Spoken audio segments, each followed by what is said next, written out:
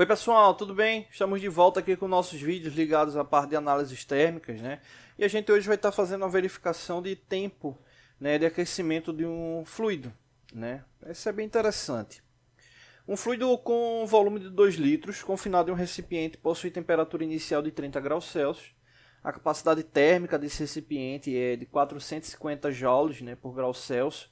E o calor específico do fluido é de 3.000 joules, né, por quilograma grau Celsius. Né? Em quanto tempo nesse fluido chegará a temperatura de 80 graus Celsius, sendo aquecido por um aquecedor que possui 500 watts de potência. Bom, aqui tem alguns detalhes, né, para a gente poder analisar. Primeiro, volume. Né? Então aqui a gente está falando de um fluido que ele vai estar... vou fazer aqui um cilindro. Ele vai estar confinado em um recipiente. Né? O volume aí é de 2 litros. Né? Beleza. Esse fluido... Né? Esse fluido, ele, a gente precisa saber um detalhe importante nele, que é a capacidade térmica, né? No caso aí, o calor específico do fluido. Né? Então a gente precisa saber esse calor específico. Vou marcar aqui. Então, nos próximos vídeos, a gente vai trazer algumas análises referentes a esses dados, né, que é para saber como é que a gente consegue chegar a essa informação, né, fazer uma análise referente a essa informação. Né, fluidos padronizados normalmente se tem até informação já tabelada, tal, né, mas aí é importante ter essa análise. Então, no caso, a gente precisa saber, né, o calor específico do fluido, né, o calor específico do fluido, quanto é que ele vai ter ali de alteração, né, nesse caso aí em joules.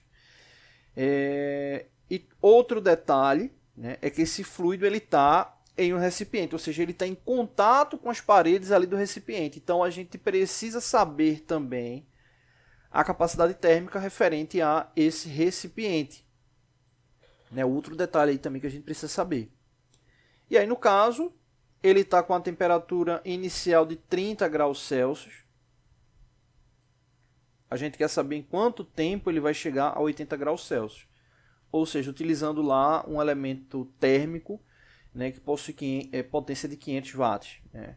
Inclusive, isso é interessante porque, exemplo, se você tivesse um elemento que tivesse 1.000 watts de potência aí para aquecimento, a gente teria, né, a tendência de diminuir pelo dobro o tempo, ali o tempo de aquecimento. Né, ou seja, seria um tempo menor.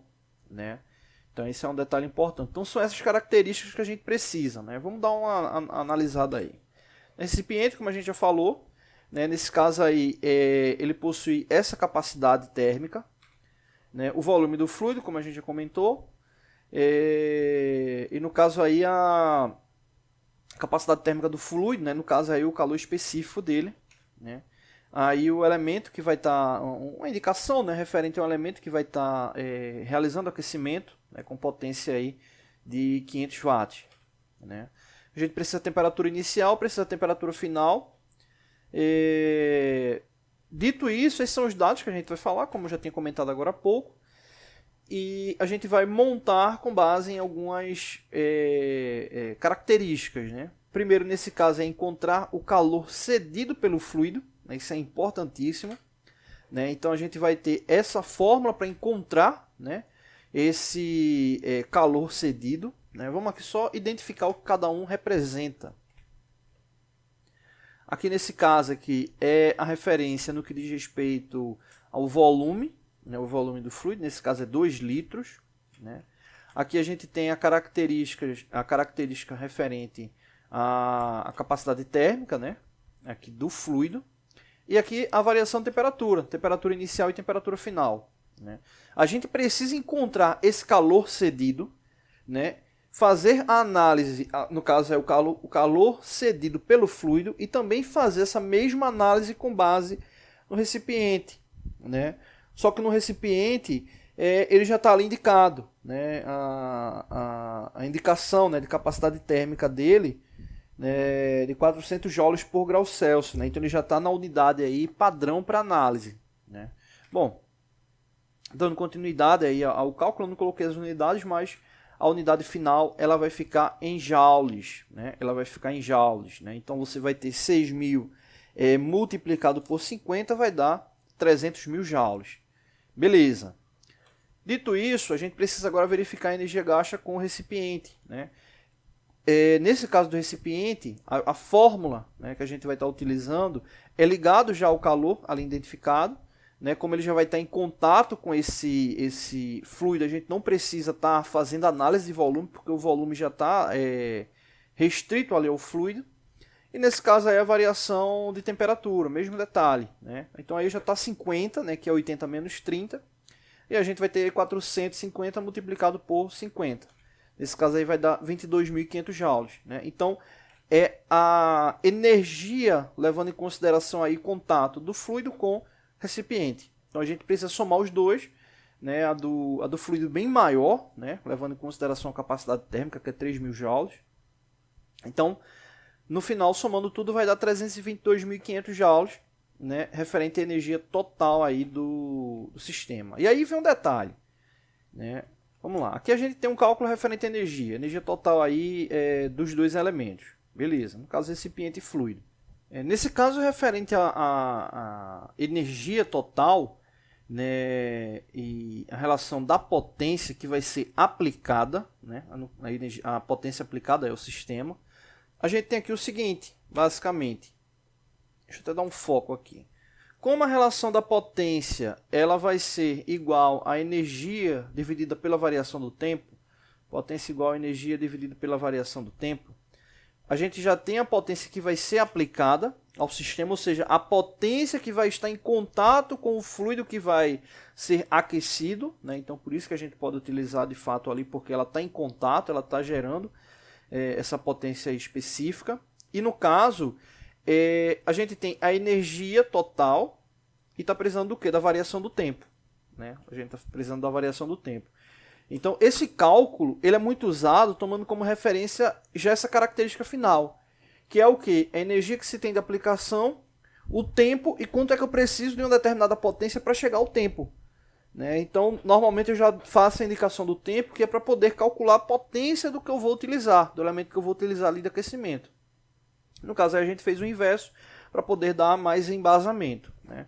Então, nesse caso aqui, já que a gente tem a potência e tem energia, é só fazer a mudança, né? A gente vai calcular a variação do tempo em relação à energia e à potência, né? Então, essa variação do tempo aí é dividindo um pelo outro, né? Nesse caso aí, a energia total dividido pela potência. E aí o resultado ele vai ficar em segundos, né? Tomando como base as unidades, né? Então, no caso, a variação do tempo aí seria 645 segundos. A gente pode converter, no caso, aí para minutos, né? 645 segundos daria 10 minutos e 45 segundos. Então, isso aí seria o tempo aí de aquecimento para poder chegar à temperatura de 80 graus Celsius, ou seja, partindo de 30 graus Celsius, com base nas características térmicas do fluido recipiente, né? E tomando como base também o volume, né? Ele partindo de 30 graus Celsius para chegar em 80, ele demoraria aí uma média de pouco mais de 10 minutos. Né, tomando como referência aí a potência de 500 watts, né, de execução. Tá bom? Então é isso. Não deixe de se inscrever no canal. Toda semana tem vídeos novos. Valeu! Oi pessoal, tudo bem? Estamos de volta aqui com nossos vídeos da parte de metrologia, né? Eu estou fazendo esse vídeo sobre análise de tolerância, né? Faz até um tempo que a gente não faz nenhum vídeo sobre análise de tolerância, né? Mas a gente já tem um bom acervo, né, aí sobre vídeos explicando isso. Mas um inscrito no canal da Bahia, ele me informou, né, no canal um problema que ele teve e a dúvida que ele ficou, né? Foi o que aconteceu, ele estava trabalhando, ele é estagiário, estava fazendo inspeção de umas peças e a indicação era essa, 50 milímetros mais 2 mais 5 centésimos. E aí o que aconteceu? As peças estavam ficando muito próximas ali de 50, né? 50 um pouco para mais. E pela interpretação dele as peças estavam boas, né? Estava medindo ali no micrômetro e estava aprovando, né? E aí um outro estagiário percebeu e informou que estava errado, tinha que ficar ali entre mais 2 e mais 5 e ele não entendeu o porquê, né? Então vamos aí analisar. O que acontece é que a gente tem o seguinte, aqui a gente tem o valor nominal, né, que seria o valor de referência, e aqui os indicativos de afastamento, né? Ou seja, mais 2 5 centésimos, mais 5 centésimos. O que acontece? Né? Como o valor nominal está aqui descrito, né? Muita gente pode até pensar, 50 milímetros, se a peça, a dimensão que a gente for analisar tiver com 50 milímetros, ela vai estar o quê? Apta, ela vai estar ok. Só que não é o caso aqui, né? Tem vários tipos de análise referente à interpretação. A gente precisa ficar atento aos afastamentos, né? Os afastamentos, né? Isso é muito comum até em carta de correlação, né? Você vai fazer aí análise de histograma, né? Essa análise de desvio, enfim.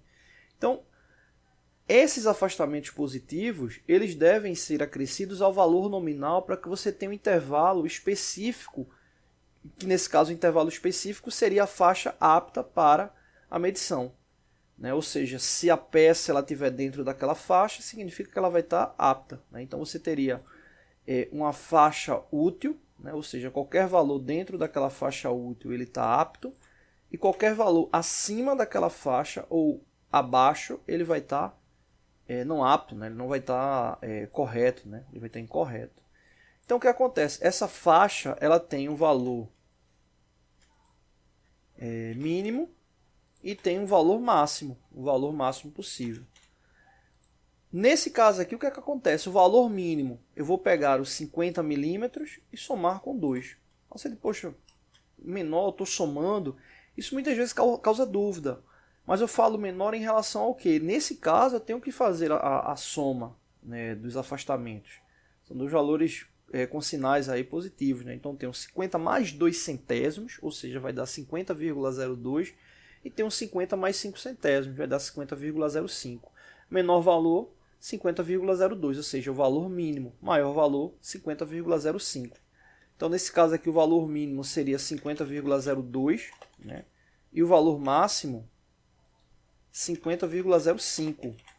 Então, isso significa o quê? Qualquer peça fabricada dentro dessa faixa aqui específica, ou seja, entre 50,02 a 50,05, ele vai estar o quê? Apto, vai estar correto. Né? Então, exemplo, vamos trazer aqui alguns exemplos. Vamos supor que você fabricou essa peça, ela foi com 50,035. Será que esse valor está correto? Observa que ele está dentro dessa faixa aqui. Né? Aqui a gente tem 50,02. Então você tem intervalos a cada 1 centésimo. 50,02, 50,03, 50,04, 50,05. Vê que o 50,035, ele está entre o 50,03 e o 50,04. Né? Ou seja, esse valor, 50,35, ele está mais ou menos aqui, um pouco à direita. Né? Então, nesse caso aí, é um valor correto, né? É um valor correto aí para análise, né? Deixa eu ver até se ele está um pouco à direita ou ele está no centro, né? Para saber o valor central, né? O valor médio, né? Que seria o valor mais preciso, você soma os dois afastamentos, o máximo e mínimo, e tira a média, né? Divide por 2. Né? Bom, então é isso mesmo. Né? Quando eu vi o valor, eu pensei que ele estava um pouco mais à direita, mas na verdade ele está exatamente no centro, ou seja, 50,035 ele seria o valor mais confiável aí para ser fabricado, né? É aquela coisa, né? Às vezes você está olhando o valor ficando próximo do 50, aí você diz, pô, 50, quanto mais próximo do 50, melhor. Só que para esse caso aqui, a verdade é, quanto mais próximo do 50,035, melhor. Aí você pode até perguntar, poxa, por que é mais próximo do 50,035? Aqui a gente não tem uma faixa, ou seja, aqui eu tenho um limite mínimo e um limite máximo. Qualquer erro aqui para mais, ele vai estar fora. Qualquer erro aqui para menos, ele vai estar fora também. Ou seja, quanto mais próximo do centro, mais confiável. Porque um pequeno erro, ele ainda vai estar dentro da margem útil. Não um pequeno erro para mais ou um pequeno erro para menos. E que valor é esse central? 50,035. De onde é que veio? Só é somar o valor, o mínimo e o máximo. Vai dar 100,07 e divide por 2, tira a média. Vai dar 50,035. Então, para reforçar, 50 milímetros mais 2 centésimos mais 5 centésimos, o valor mínimo, o valor máximo. Qualquer valor dentro dessa faixa, a peça aí está apta, né? Tá dentro de um valor útil. Existe um outro elemento que é chamado de confiabilidade metrológica. Né? E aí, nesse caso, você acaba utilizando um termo aplicado a ele, que é incerteza de medição, que às vezes o que acontece? Você diminui esse intervalo. Né? Isso é muito comum também aí na parte de histograma, né? Que é para que você tenha uma confiabilidade aí na casa ali dos 99%. Né? Então você, por meio de análise estatística, você diminui esse intervalo, mas visando que aquela situação, né? Eu quero ter a certeza que o elemento fabricado está correto. Imagina que você fabricou essa peça aí, né? Mediu lá no micrômetro mesmo e deu exatamente 50,05. Está no limite. Está no limite máximo. Qualquer erro ali de medição pode ser que a peça ela tenha, na verdade, 50,052. Ou seja, esse valor aqui ele está próximo do 50,05, mas ele está fora da faixa útil, ou seja, que nesse caso aqui a peça estaria morta. Então isso aí fica para uma próxima aula para a gente falar de incerteza de medição. Referente a esse afastamento, tá aí as informações, tá bom?